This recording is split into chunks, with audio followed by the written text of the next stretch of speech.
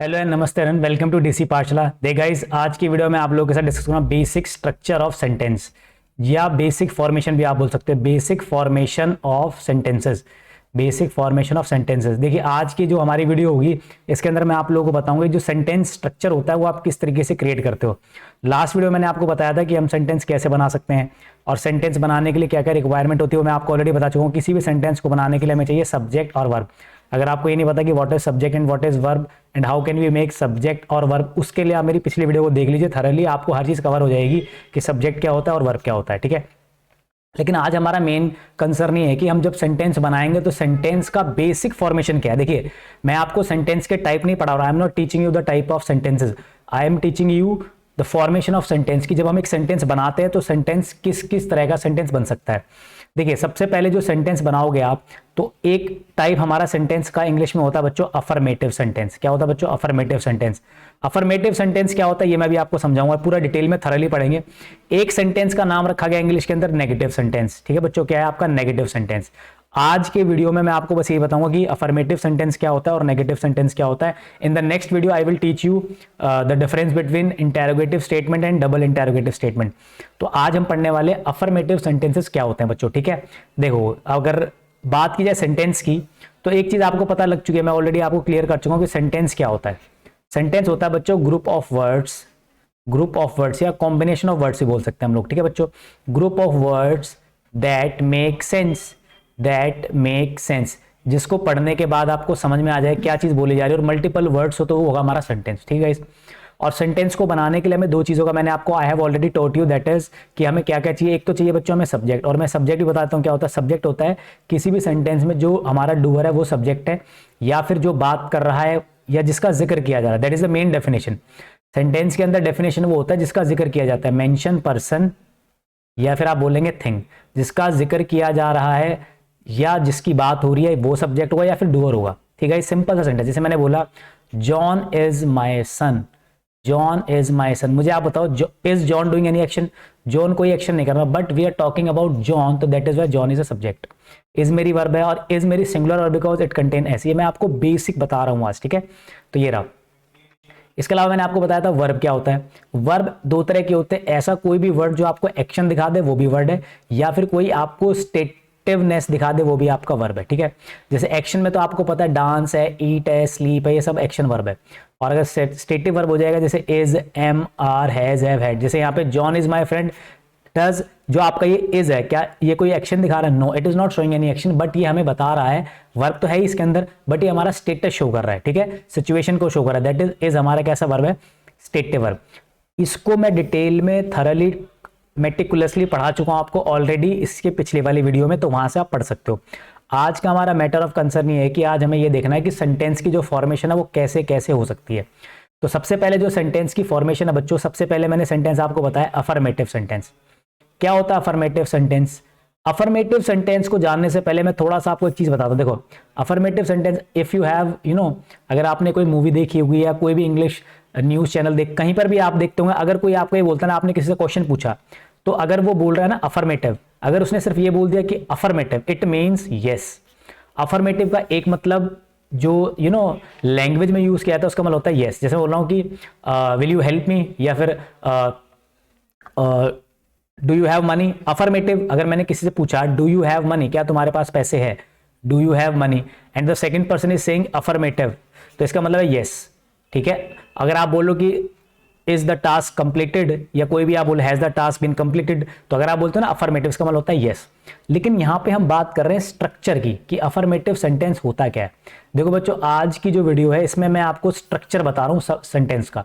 सबसे पहली चीज ध्यान रखना, कोई भी जो सेंटेंस होता है ना, बेसिक स्ट्रक्चर बनाया गया इंग्लिश के अंदर। सबसे पहले हम सब्जेक्ट लिखते हैं, फिर हम लिखते हैं वर्ब, और उसके बाद लिखते हैं object. And in the previous video I have already taught you कि सब्जेक्ट क्या होता है और वर्ब क्या होता है। ऑब्जेक्ट होता है, ऑब्जेक्ट क्या करता है बच्चों काम? ऑब्जेक्ट क्या करता है? एक्शन रिसीवर होता है, it just receive action. Action को रिसीव करने वाले को हम बोलते हैं ऑब्जेक्ट। जैसे he gave me some documents, उसने मुझे कोई डॉक्यूमेंट्स दिए। मुझे बताओ, देने वाला ये है डूअर है, ये हमारा सब्जेक्ट है। गेव वर्ब है, एक्शन है हमारा। अच्छा, मी दिया है, इसने एक्शन को रिसीव किया, तो मी क्या है आपका ऑब्जेक्ट, और सम डॉक्यूमेंट्स भी क्या है ऑब्जेक्ट। अब इसमें से एक डायरेक्ट ऑब्जेक्ट है, इनडायरेक्ट ऑब्जेक्ट, इसको भी हम पढ़ेंगे आगे। बट अभी के लिए आपको ये समझना है, जो सेंटेंस के अंदर काम करता है, डूअर होता है, जिसका जिक्र होता है वो हमारा सब्जेक्ट होता है। और जो हमारा सेंटेंस के अंदर वर्ब की बात की जाए, वो वर्ब जो एक्शन दिखा रहा है, गिव माने गिव देना, तो वर्ब, और मी मुझे दिया जा रहा है, मैं एक्शन को रिसीव कर रहा हूं, that is why I am a receiver. तो ये हमारे अफर्मेटिव स्टेटमेंट्स है बच्चों, ठीक है। अब अफर्मेटिव से पहले मैंने आपको बेसिक स्ट्रक्चर बता दिया। अब अफर्मेटिव सेंटेंस क्या होता है, देखो अफर्मेटिव सेंटेंसेस आर दो सेंटेंसेस विच शो, जो दिखाते हैं, क्या दिखाते हैं, विच शो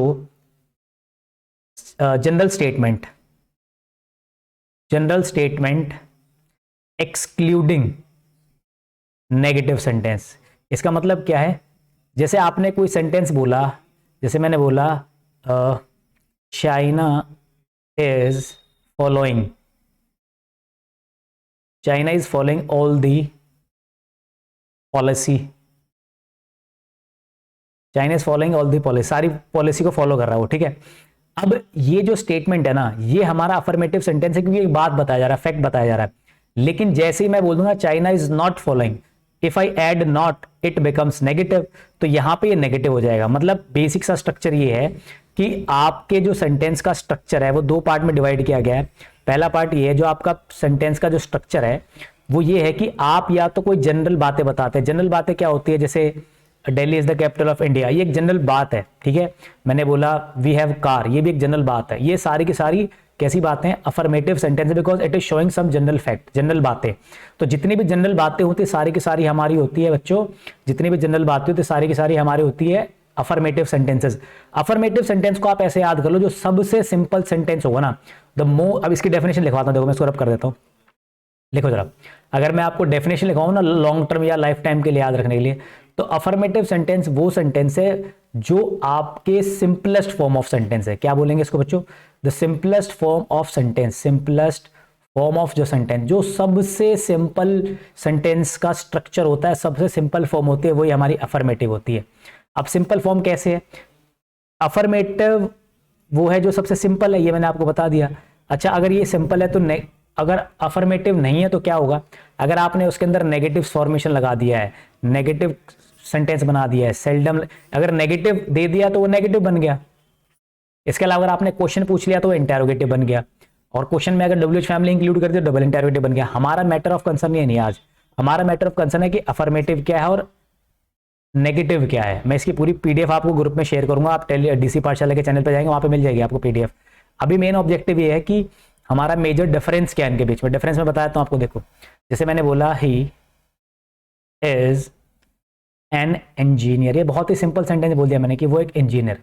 बिल्कुल ये क्या सेंटेंस है ये बच्चों, आपका अफर्मेटिव सेंटेंस है, because it is the simplest form of sentence. How, because he is subject, is verb है, और एन इंजीनियर क्या है आपका ऑब्जेक्ट, तो सबसे सिंपल फॉर्म है, तो ये हमारा बन गया अफर्मेटिव सेंटेंस।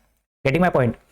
अच्छा, अगर मुझे इसका नेगेटिव बनाना है, जो हमारा मैटर ऑफ कंसर्न आज का है नेगेटिव, नेगेटिव में हम क्या करते हैं, जो भी बात होती है, जो भी फैक्ट होता है, जो भी स्टेटमेंट होती है, हम उसको अपोज करते हैं, हम उसके नेगेटिव बात बोलते हैं। नेगेटिव कैसे बोलोगे आप, जनरली हम किसको ऐड कर देते हैं, नॉट को। तो आज हम नॉट को ऐड करेंगे। ही इज एन इंजीनियर, इसका नेगेटिव क्या बनेगा बच्चों, आप लिखेंगे he is not an engineer, simple sentence है। तो आपने बोला ही इज एन इंजीनियर, ये हमारा बेसिक, और he is not an engineer क्या बन गया हमारा negative. So this is the difference, हमने सिर्फ नॉट ऐड किया है। और अगर आप नॉट ऐड या नेवर, ही इज कुछ भी आप बनाएंगे नेगेटिव का, नेवर, नॉट, सेल्डम, जितने भी नेगेटिव आपके एडवर्ब है सारे ऐड हो जाएंगे इसके अंदर, all will be known as negative statement में कंसिडर हो जाएंगे। और अगर आप सिंपली फॉर्म बना रहे हैं सब्जेक्ट की, वर्ब की, ऑब्जेक्ट की, तो क्या हमारा अफर्मेटिव सेंटेंस है। ठीक है, ठीक है, ध्यान रखिए इसको। तो सिंपली ध्यान रखना है, जो सबसे सिंपल फॉर्म ऑफ सेंटेंस बनेगी हमारी इंग्लिश में, दैट इज वो बनेगी हमारी सेंटेंस की बच्चों, वो बनेगी हमारी अफर्मेटिव सेंटेंस। और जिसमें अगर आपने नेगेटिव इंक्लूड करे तो नेगेटिव बन जाएगा। ठीक है, जैसे मैं बोलूंगा he has not been living in Delhi for 5 years, 5 साल से वो दिल्ली में नहीं रह रहा है, तो इट इज नेगेटिव और अफर्मेटिव। दूसरा मैंने बोला ही हैज बीन प्रैक्टिसिंग, देखिए बच्चों एस लगाओ तो देखो, एक वर्ड होता है प्रैक्टिस, PRACTICE, एक होता है PRACTISE। तो जो एस वाले होते हैं हमारे वर्ब होते हैं, यहाँ पे हमारी रिक्वायरमेंट है वर्ब की, तो मैंने ऐसा लगा he has been practicing for 5 years. कब से प्रैक्टिस कर रहा है वो? 5 साल से। तो यहाँ पे वो प्रैक्टिस कर रहा है, तो ये हमारा अफर्मेटिव है। और जैसे हमने नोट लगाया क्या बन गया हमारा? नेगेटिव। तो this is the major difference between negative and affirmative sentence. Affirmative is the simplest form of sentence जिसमें आप फैक्ट बताते हैं, डिक्लेरेटिव सेंटेंस बताते हैं, डिक्लेरेटिव सेंटेंस ही बोल देते हैं इनको। तो डिक्लेरेटिव सेंटेंसेस भी हमारे अफर्मेटिव होते हैं, और नॉर्मली जो भी आप फैक्ट बता रहे हैं, चीज़ें बता रहे हैं, जनरल ऑब्जेक्ट के बारे में बता रहे हैं, जनरल फैक्ट्स या जनरल थिंग्स को बता रहे हैं, that all will be known as, सब के सब जाने जाएंगे आपके अफर्मेटिव के अंदर। बट जैसे ही आपने उसके अंदर नेगेटिव फॉर्मेशन डाल दिया, आपने मना कर दिया, तो वो बन जाएगा हमारा क्या बच्चों? वो बन जाएगा हमारा negative sentence. I hope you all have understood कि what is the difference between negative and किसके अंदर? नेगेटिव सेंटेंस और आपका अफर्मेटिव सेंटेंस के अंदर ये डिफरेंस होता है आप लोगों का, ठीक है। इसके अलावा क्वेश्चंस देखिए मैं आपको पीडीएफ फाइल में, अगली क्लास वीडियो होगी तो उसके अंदर हम पीडीएफ फाइल के थ्रू समझाएंगे। इसके बाद जो मेरी वीडियो आएगी उसमें मैं आपको ये बताऊंगा कि नेगेटिव सेंटेंस कौन से होते हैं और आपके अफर्मेटिव कौन से होते हैं, उसकी प्रैक्टिस करेंगे, ठीक है guys. Thank you so much, and if you like this video please subscribe DC Pathshala, and if you want all the PDF of this lecture या all the lecture, the PDF of all the lecture will be given on the DC Pathshala platform. आप वहां जाएंगे, वहां आपको सारी DC पाठशाला की PDF मिल जाएगी, ठीक है guys. Thank you so much. देखिए बच्चों, इस वीडियो में आपको डिफरेंस बताऊंगा जो आपका अफर्मेटिव सेंटेंस और आपका नेगेटिव सेंटेंस के अंदर होता है। जितनी भी स्टेटमेंट हम सबको पढ़ेंगे थरली और देखेंगे कौन सी स्टेटमेंट आपके अफर्मेटिव में कंसिडर की जाएगी और कौन सी आपके नेगेटिव के अंदर। तो जो स्टेटमेंट है सारी की सारी पढ़ते हैं, बहुत सारे स्टेटमेंट जो इनके अलावा और भी जो चीज़ें बनेंगी, जैसे वोकैबुलरी क्वेश्चन बनेंगे वो भी मैं कवर करा दूंगा इसके अंदर, वर्ड होमोनिम्स के बनेंगे वो भी कवर करा दूंगा। देखो सबसे पहले लिखा है Mumbai recorded 922 case fresh covid case on Sunday. Sunday को 922 केस रजिस्टर किए गए, रिकॉर्ड किए गए, और ये हाईएस्ट है 4 जून से लेकर अब तक। तो 4 जून से लेकर, ये न्यूज़पेपर है आपका 26 दिसंबर का, तो 4 जून से लेकर 26 दिसंबर को जो सबसे हाईएस्ट 922 केस देखने को मिले, कहाँ पर मिले? आपके मुंबई के अंदर। तो ये एक फैक्ट बता रहा है, और जो भी स्टेटमेंट आपका फैक्ट बताता है सारे के सारे बच्चों कौन से स्टेटमेंट होते हैं? आपके affirmative. I hope you have understood. ये हो गया। दूसरा लिखा है the city recorded a 21% increase in cases over Saturday.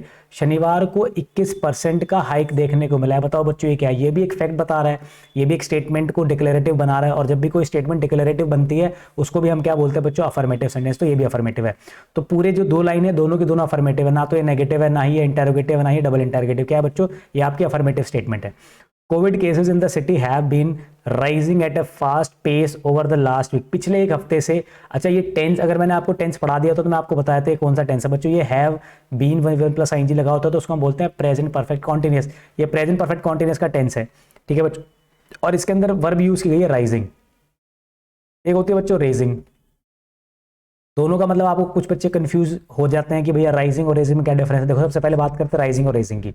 Rise और रेज में बहुत ज्यादा डिफरेंस है। देखो रेज हम खुद करते हैं, जैसे why are you raising slogans, आप नारे क्यों लगा रहे हो? तो रेजिंग में रेज आपने नारा लगाया, उठाया, रेज किया। जैसे I want to raise a question, मैं एक क्वेश्चन पूछना चाहता हूं, मैं रेज करना चाहता हूं। लेकिन राइज जो होता है ये ऑटोमेटिकली होता है, अपने आप ही होता है। तो जो केस बढ़ रहे हैं इसमें कोई इंटेंशनली तो कर नहीं रहा, अपने आप बढ़ रहे हैं। जैसे सन के लिए सेंटेंस देखो आपने, the sun rises in the east, वो राइज ही क्यों लिखा रहता है, रेज क्यों नहीं लिखा रहता? बिकॉज राइज जो होता है वो ऑटोमेटिकली होता है, उसमें किसी का कंट्रोल नहीं होता। बट जो रेज होता है वो हम खुद करते हैं। This is the major difference between rise and raise, ध्यान रखना। तो ऐसे वर्ड फॉर्मेशन भी हम आगे चलकर देखने वाले बहुत सारे। बस इसमें मैंने आपको ये बताया, ये भी स्टेटमेंट क्या आपकी अफर्मेटिव सेंटेंस है, because it is also showing a fact, ठीक है। आगे देखते हैं। The daily case positivity rate has also gone up, ये भी बढ़ चुकी है। हमारा कौन सा टेंस है? आपका प्रेजेंट परफेक्ट टेंस है, 2.64% से बढ़ चुका है। ये आपका बीएमसी जो है, बॉम्बे म्यूनिसिपल कॉर्पोरेशन या ऐसा कुछ होगा, वहाँ का बीएमसी जो होता है कंडक्टिंग, उसने केस बताया। तो ध्यान रखना है आपको, ये जो फैक्ट बताए जा रहे हैं सारे के सारे अफर्मेटिव है। अनलेस एंड अनटिल आप नॉट और नेवर और सेल्डम और कोई भी नेगेटिव एडवर्ब नहीं देखेंगे, सारे के सारे बच्चों कैसे स्टेटमेंट होंगे? सारे के सारे आपके अफर्मेटिव होंगे। और पढ़ लेते हैं, देखो the positivity rate has been steadily increasing over the past few days. बिल्कुल देखो सारे के सारे टेंस जो बनाए जा रहे हैं प्रेजेंट परफेक्ट कॉन्टिन्यूअस बनाए जा रहे हैं। क्या होता है present perfect continuous tense? Present perfect continuous वो होता है जब कोई एक्टिविटी पास्ट में स्टार्ट हो और अभी भी चल रही है। तो ये बोलना चाह रहा है, देखो मैं पूरी लाइन ही समझाता हूँ आपको। लिखा है इसमें the positivity rate has been steadily increase, मतलब जो पॉजिटिविटी रेट है, मतलब जो कोरोना के केसेस बढ़ने की जो रेट है वो बढ़ती जा रही। कब से? 1 हफ्ते से। मतलब कब बढ़नी स्टार्ट हुई? 1 हफ्ते से। और अभी भी क्या? अभी भी तो बढ़ ही रही है। तो when ever any sentence show you, जो आपकी चीज पास्ट में स्टार्ट और अभी भी चल रही है, उसमें हम लगाते हैं हैज बिन आईएनजी या फिर have been ING. I hope समझ जाएंगे इस चीज को। तो हमेशा ध्यान रखना कोई भी एक्शन, इसका अगर डेफिनेशन लिखना चाहो तो मैं 10 से पढ़ाऊंगा वैसे। तो any activity which is started in past, कोई भी एक्टिविटी विच वॉज स्टार्टेड जो पास्ट में शुरू हुई है एंड स्टिल कंटिन्यू अभी भी चल रही है, that is known as present perfect continuous. अगर पास्ट में स्टार्ट हुई, कुछ समय चली और खत्म होगी, that is past perfect continuous. This is the difference between present perfect continuous और पास्ट परफेक्ट कॉन्टिन्यूस। हालांकि मैं आपको पढ़ा रहा था अफर्मेटिव और नेगेटिव, बट क्योंकि स्टेटमेंट सारी हैज बीन हैव बीन से आ रहे, तो आई होप आपको प्रॉब्लम क्रिएट ना हो, दैट इज वाई मैंने आपको क्लियर कर दिया। ठीक है बच्चों, according to the daily covid report 326 patient were recovered and discharge from hospital on Sunday. देखो जो रिपोर्ट आई है डेली कोविड की, उसके अकॉर्डिंग ये बताया 326 जो पेशेंट है उनको वो ठीक हो गए हैं और डिस्चार्ज कर दिए गए। देखो आप, मेरा क्वेश्चन ये, आप मुझे बताओ जो ये 326 patient were recovered and discharge from hospital, ये कौन सा स्टेटमेंट है? ये एक्टिव है कि पैसिव? जरा ये बताएंगे जरा आप लोग। ठीक है, इस तरीके से स्टेटमेंट, जब भी कोई लाइन पढ़ो आपको ये पता लग जाना चाहिए स्टेटमेंट एक्टिव है कि पैसिव है, डायरेक्ट है कि इनडायरेक्ट है, सब्जेक्ट क्या है, वर्ब क्या है। ठीक है बच्चों, इसकी हिंदी और ट्रांसलेशन दोनों चीज समझ में आनी चाहिए, तब आप समझ पाएंगे क्या चीजें होती है। ठीक है, ये सारी की सारी स्टेटमेंट हमारी कैसी बच्चों? अफर्मेटिव। अब अगर मैं इनमें नॉट लगा दूं, सपोज मैं लिख दूं the daily Covid positivity rate has not also gonna, मतलब नहीं बढ़ी है तो नॉट आ जाएगा। तो नेगेटिव बनाने के लिए you need to have never, not, seldom. If you have any negative adverb that will be considered, वो किस में कंसिडर हो जाएगा? आपका नेगेटिव। अगर नॉट नहीं है, नेवर नहीं है, तो नेगेटिव नहीं होगा। तो एक चीज ध्यान रखना, जो सबसे सिंपल फॉर्म ऑफ सेंटेंस होती है इंग्लिश के अंदर, उसको हम बोलते हैं बच्चों अफर्मेटिव सेंटेंस। समझ में आ गया आपको? देखो एक और पढ़ लेते हैं। Case count in Ahmednagar school rise, यहाँ पे देखो राइजेस लिखा है और एस क्यों लगा? देखो मैंने आपको पिछली वीडियो में बताया था, अगर किसी वर्ब के एंड में एस लगाओ तो सिंगुलर होता है। यहाँ पे मुझे बताओ सब्जेक्ट क्या है? Case count in Ahmednagar school. यहाँ पे बच्चों हमारा सब्जेक्ट है केस काउंट, केस का जो काउंट है ये राइज हुआ है, तो केस काउंट मेरा सिंगुलर है और सिंगुलर तो वर्ब भी सिंगुलर लगानी पड़ेगी, तो बच गया हमारा बच्चों क्या? सिंगुलर बन गया। तो बेसिक सा स्ट्रक्चर ध्यान रखना है, सब्जेक्ट देखना होता है, फिर वर्ब देखना होता है, फिर ऑब्जेक्ट। अगर हमारा सब्जेक्ट सिंगुलर है तो वर्ब भी सिंगुलर होगा, और अगर हमारा सब्जेक्ट प्लूरल है तो वर्ब भी प्लूरल होगी। बस बेसिक ध्यान रखना है। सिंगुलर वर्ब के अंदर एस का होना कंपलसरी है, जो कि मैं आपको पिछली वीडियो में थरली समझा चुका हूं। तो पढ़ते क्या लिखा है? The number of corona virus positivity cases at the Jawahar Navodaya Vidyalaya in Maharashtra Ahmednagar district has gone up. देखो हैज गॉन अप, ये प्रेजेंट परफेक्ट टेंस है। कोई भी चीज जो आपकी रिसेंट में हुई, अभी अभी पूरी हुई, तो उसके लिए हम लगाते हैं प्रेजेंट परफेक्ट टेंस। 51 बढ़ चुके हैं, which include 48 student health official sad on Sunday. ये बताया संडे को ऑफिशियल हेल्थ के किसी अधिकारी ने। तो ध्यान रखना सारे के सारे क्या बच्चों? Affirmative sentence. अगर मैं नॉट लगा दूंगा, नेवर लगा दूंगा, नेगेटिव कोई फॉर्मेशन बना दूंगा तो क्या बन जाएगा? Negative sentence. अदरवाइज सारे क्या रहेंगे? पॉजिटिव सेंटेंस और अफर्मेटिव सेंटेंस। तो आई होप आपको समझ आ जाएगा क्या है हमारा। तो बच्चों ये थे कुछ क्वेश्चंस। ठीक है, ये मैंने न्यूज़पेपर क्यों उठाया? देखिए सबसे अच्छा तरीका है, आप घर में न्यूज़पेपर आता होगा, बुक होगी, उससे जरूर पढ़ना स्टार्ट कीजिए।